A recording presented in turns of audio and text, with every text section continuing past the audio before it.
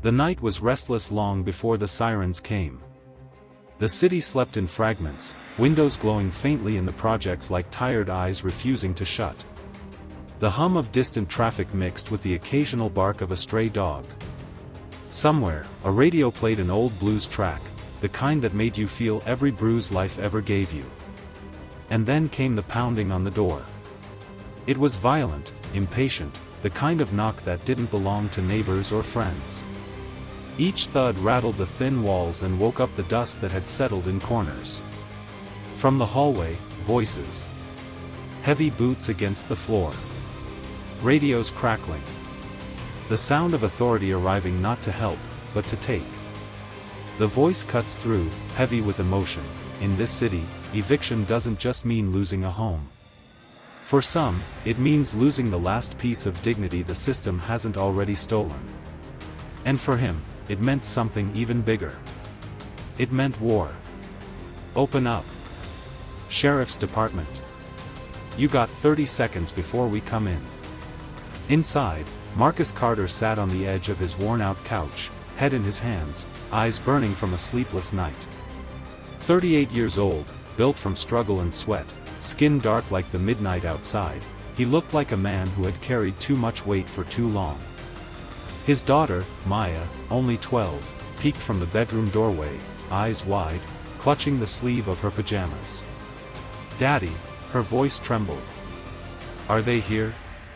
He forced a smile he didn't feel, his voice low and rough. "Go back inside, baby girl. Don't you come out, you hear me?" The pounding grew louder. Another voice joined, colder. "Final notice, Carter. This property is being repossessed today. You knew this was coming." Marcus stood, his chest rising and falling with slow, steady breaths.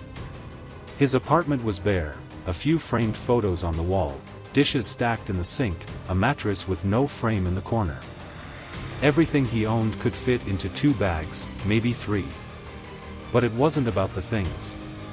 It was about the principle. The humiliation of being thrown out like trash while the world watched. The neighbors already gathered in the hall. Some whispered, some just stared.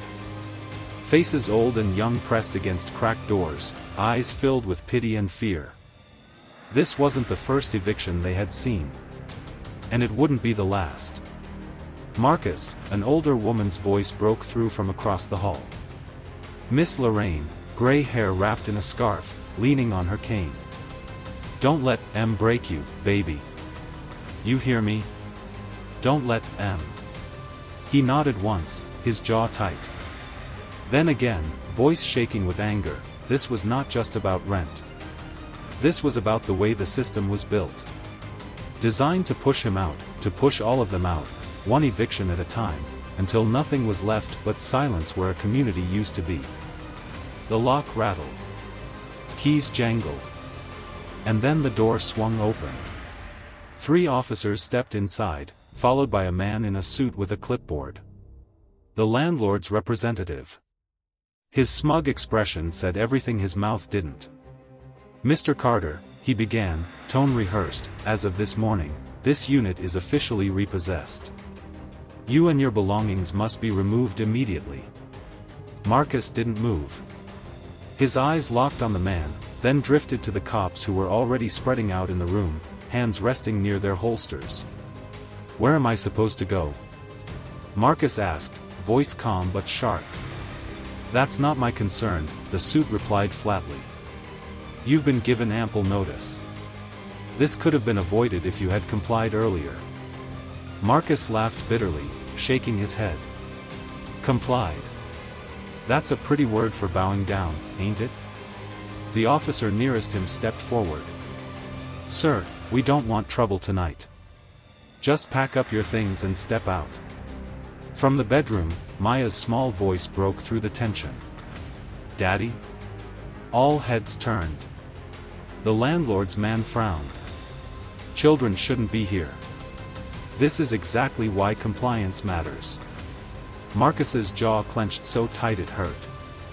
His voice thundered now, no longer calm. "Don't you talk about my kid. Don't you dare. The room crackled with silence. Even the neighbors outside went still, breaths held. The whispers in the silence, sometimes the real violence isn't in the fists or the guns. It's in the words. Words that strip you down piece by piece until you're nothing but dust beneath someone else's boots. The officer cleared his throat. "Sir, I'm asking you one last time. Step outside." Marcus turned to Maya's door. "Stay inside, baby," he said softly. Then louder, to the room, "I'll step outside when you tell me why this building's been half empty for months. Why good families been thrown out left and right. Why y'all want us gone so bad." The landlord's rep smirked. "This area is being redeveloped. New businesses. New residents. It's about progress, Mr. Carter." "Progress?" Marcus spat the word. "Progress for who?" No one answered. The S voice again, sharp as broken glass. "That's the word they always used. Progress." But what it really meant was erasure. Wipe out the old, paint over the pain, and sell the land to the highest bidder. The cop's patience snapped. "Enough. Get your things and go. Now." Marcus didn't move. His silence was louder than shouting. His refusal was a spark waiting for flame. Behind him, the neighbors' whispers grew louder. Phones came out, recording. One voice from the hall shouted, "Stand your ground, Marcus." Another, "Don't let M do this to you." The officers exchanged uneasy glances. They were used to silence, compliance, not resistance. The landlord's rep adjusted his tie, his face twisting. "This isn't a protest, it's an eviction. Remove him." And just like that, the cop stepped closer. Maya burst from the bedroom despite her father's warning, running straight to him, clinging to his leg. "Don't let them take us, Daddy. Please." Marcus wrapped his arm around her, his body trembling with rage. One officer leaned down, his voice softer now, almost human. "Sir, don't do this in front of your kid. Don't make it worse." Marcus looked him dead in the eye. "It's already worse." The cut's in, and in that moment, Marcus knew this wasn't just about a home. It was about history. His daughters. Everyone watching in that hallway. And the cameras were rolling now. The whole world was about to see what progress really looked like. The hallway grew louder with every second, the air thick with tension and the buzz of cell phone cameras catching every angle. Neighbors leaned farther out of their doors, whispering, muttering, some too angry to stay silent, others too afraid to say a word. The glow of recording screens lit up the dim corridor, each one another witness to injustice. The cops felt it too. Authority always carried weight, but here, under the sharp lens of a dozen cameras, it was starting to bend. "Mr. Carter," the taller officer barked, trying to seize control, "put your daughter down and gather your things. You're out tonight, one way or another." Marcus's chest rose and fell, steady like a drumbeat. He didn't move, his daughter clutching tighter to his waist. His eyes shifted from the officer to the landlord's rep, that smug face smirking in the background. "You think you can just come in here with your papers and your progress and tell me my life don't matter?" Marcus's voice cracked but didn't waver. "You think we don't see what you're doing?" The man with the clipboard sighed, exasperated. "Mr. Carter, I really don't have time for this. You are obstructing a lawful eviction." Marcus took one step forward, Maya still holding tight. "Lawful?" His laugh was short, bitter. "Ain't nothing lawful about pushing out families so you can sell this block to the highest bidder. This ain't about rent. This is about race. This is about money. And you damn well know it." The murmurs in the hallway grew louder. A man called out, "He's right." Another shouted, "This whole block been cleared out for them condos." The officer's radio crackled. More units were on their way. The S voice drops in, raw and pained. This wasn't new. It was a script they'd played for decades. Push the poor out, paint the walls, double the rent. And every time someone stood up, they called it resistance. They called it trouble. But what they never called it was survival. The shorter cop shifted uneasily. We don't want this to get messy. Just grab what you can carry and step out. Marcus shook his head slowly. No. Not tonight. Not like this. Miss Lorraine from across the hall slammed her cane on the floor. That's right, baby. You hold your ground. Her voice cracked but carried strength that cut through the crowd. The landlord's rep's face darkened. He turned to the cops. Do your job. Remove him. Now. The tall officer grabbed his radio. Dispatch, we're gonna need backup. Situation escalating. Maya's voice trembled, small and fragile. Daddy, are we gonna be okay? Marcus crouched down, pressing his forehead to hers. I promise you, baby girl, we're gonna be okay. No matter what. The S voice edges in, almost trembling. Promises made in the dark, with no reason to believe in them, are the strongest kind of promises. And tonight, Marcus made one that would outlive even the walls that tried to bury him. The cops stepped closer, hands twitching near their belts. The neighbors gasped, phones raised higher. One man in the crowd yelled, "Don't touch him. We're watching." Another, a younger woman with fire in her eyes, called out, "You can't do this. Not again. Not to him." The landlord's rep hissed under his breath, his calm veneer cracking. This is trespassing at this point. Remove him. The taller cop reached out, his hand closing around Marcus's arm. Don't, Marcus warned, his voice low, steady, dangerous. The cop hesitated. For a moment, it seemed like reason might win. But then the rep barked again, "Do it," and the officer yanked hard. Maya screamed. "Daddy!" The crowd erupted, voices colliding into chaos. Stop. He didn't do nothing. Let him go. Marcus resisted, pulling back with all the strength of a man who had nothing left to lose. His voice boomed above the noise. You're not just evicting me. You're evicting all of us. Every family in this hallway, everyone you already threw out. Phones caught every angle, flashing, recording, streaming live. The hallway was no longer just a hallway. It was a stage. The world was watching. The breath's heavy, and that's the thing about injustice. It hides in the shadows until someone drags it screaming into the light. Tonight, Marcus Carter was that light. The cops forced him toward the door. Maya clung to his leg, her sobs cutting through the madness. Neighbors reached out, hands brushing against him as though to hold him back, as though their touch could anchor him against the tide. Miss Lorraine shouted, tears streaming down her cheeks. Don't you dare lay another hand on him. He's got a child, for God's sake.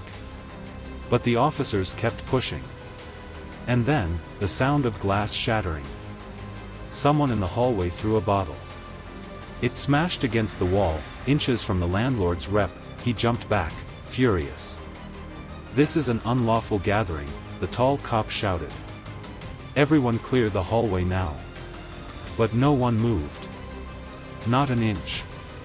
The cut's in, there are moments when fear breaks. When the weight of years of silence finally shatters. And what comes after, is louder than anything fear could ever be. Marcus found his footing again, his voice booming over the chaos. Y'all want me gone? You'll have to drag me through every witness here. And when you do, the whole world will see what you call progress. The crowd roared in agreement. Phones live-streamed. Comments flooded in. Somewhere, a hashtag was already born.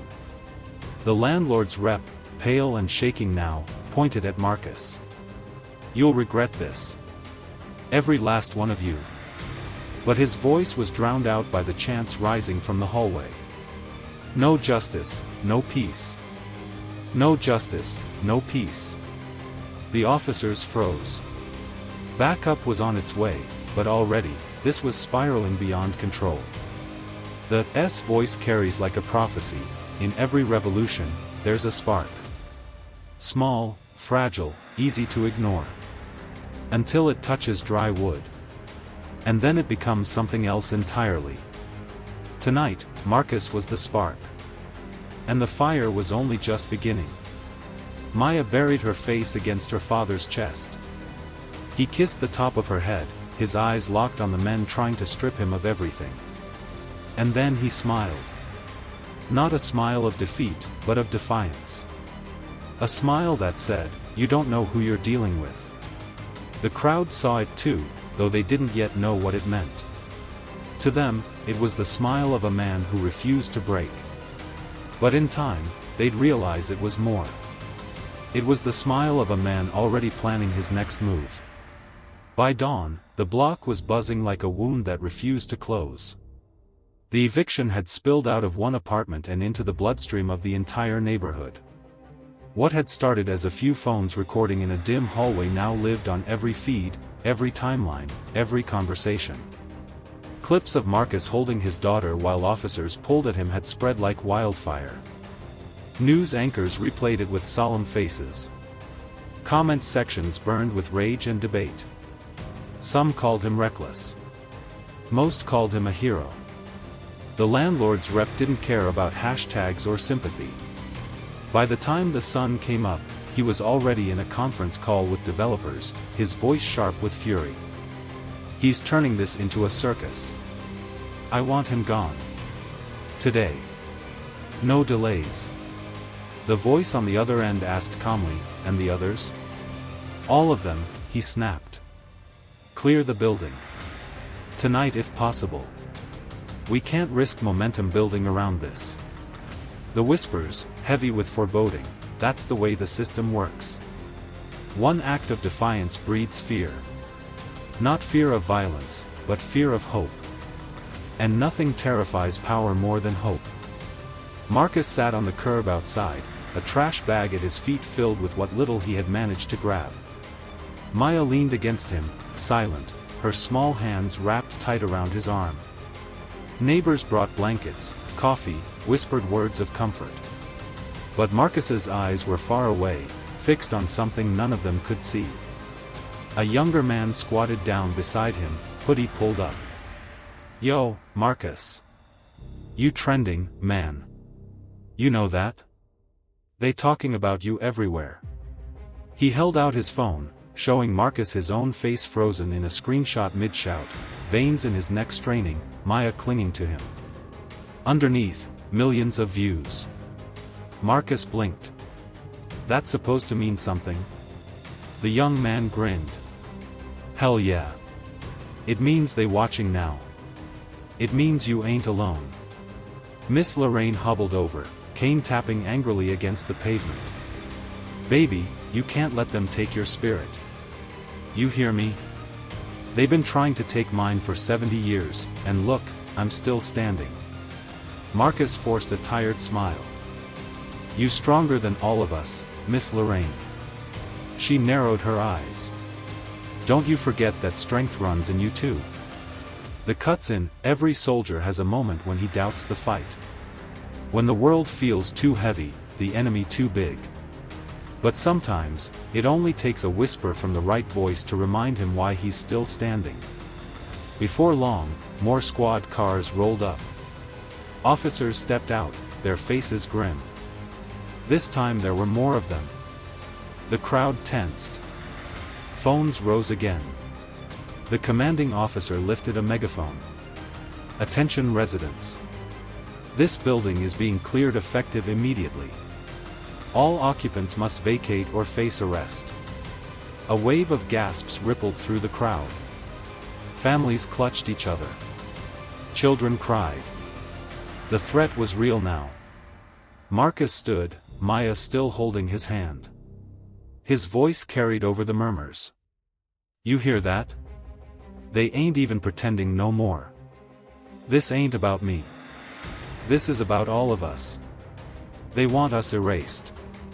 The young man in the hoodie shouted back, "We ain't going nowhere." The chant caught like fire. We ain't going nowhere. We ain't going nowhere. The cops shifted uneasily.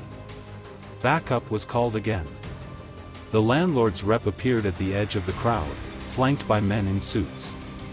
His sneer cut across the morning air. Arrest him first. Make an example. The officers moved. Maya's grip tightened, her voice breaking. "Daddy, please." Marcus bent down, pressing her close. "Remember this, baby. Remember what they did. And remember we stood." Then he rose, planting himself between the cops and his neighbors. "You want me?" His voice thundered. "Then you'll have to drag me out in front of the whole damn world." The S voice drips with suspense. The system thrives on silence. But silence had been broken. And once a voice is freed, it spreads. 1 becomes 10. 10 becomes 100. And soon, even the walls can't contain it. The cops lunged. The crowd surged forward. Shouts, cries, the wail of sirens swelling. Maya screamed his name as hands grabbed Marcus, twisting his arms behind him. "Stop resisting," an officer barked. "I ain't resisting." Marcus roared. "I'm existing. That's all I'm doing, existing." The words hit the crowd like fuel to flame. Chants grew louder. "Let him go. Let him go." Phones live-streamed the arrest from every angle. The image of Marcus shoved into the squad car, his daughter pounding on the glass, burned itself into memory. The whispers, and just like that, the man they wanted forgotten became unforgettable. Hours later, Marcus sat in a holding cell. The walls were gray, the floor colder than stone. He sat with his head tilted back, eyes closed, his body aching but his spirit somehow sharper than ever. Across town, protests had already begun. What started with one building spilled into streets. Marches. Signs. Voices. All carrying his name. In the cell, a guard muttered as he walked past, "Hope it was worth it, Carter. They'll bury you in debt before they let you back out." Marcus smiled faintly without opening his eyes. "We'll see." The S voice lingers, because sometimes, the greatest weapon a man has isn't his fists or even his freedom. Sometimes, it's patience. The quiet kind that waits for the right moment to strike. And Marcus was waiting. What no one knew, not the landlord, not the officers, not even most of his neighbors, was that Marcus Carter wasn't broke. Wasn't helpless. Wasn't finished. He had spent years hiding what he had built, quietly stacking piece after piece until the picture was complete. But he wouldn't reveal it yet. Not here. Not now.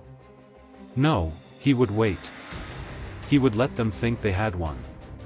Let them gloat, let them celebrate clearing the building. And when the moment came, he would flip the script so hard the city would never forget. The closes the section with a whisper that feels like thunder. Every revolution has its turning point. And sometimes, the turning point is not the fight itself, but the silence that comes before the storm. Weeks passed. The footage of Marcus's eviction spread across the nation, then across the world. Politicians called it a disgrace. Journalists called it a turning point. To the people who had lived through it, it was simply the truth they had always known, finally undeniable. Lawsuits were filed. Petitions grew into marches, and marches into rallies. What began with one hallway became a movement that city leaders could no longer ignore. Developers pulled out. The mayor, under pressure from every angle, announced a freeze on all evictions in the district. Investigations were launched into the landlord's practices. And Marcus? He walked free within days. The city didn't dare keep him locked away, not with cameras waiting outside the jail and chants of his name shaking the streets. When he stepped out, Maya clutched his hand, tears in her eyes, but this time they were not tears of fear. They were tears of pride. Around them, neighbors cheered, strangers cheered, people who had never met him cheered. Miss Lorraine pushed through the crowd, raising her cane high. "You did it, baby. You made em listen." Marcus knelt down, pulling Maya close. His voice was steady, soft enough only for her but loud enough for the world. "See, baby? We stood. And we're still standing." The S voice, calm now, no longer trembling with anger but glowing with resolve. This city tried to take everything from Marcus Carter, his home, his dignity, his hope. Instead, they gave him something greater. They gave him a voice. And once a man finds his voice, no system, no law, no eviction can ever silence it again. The sun set over the block that night, golden light spilling across buildings once marked for demolition. For the first time in a long time, the community felt alive, unbroken. And for Marcus and Maya, the fight was over. They had a home again. But more than that, they had one.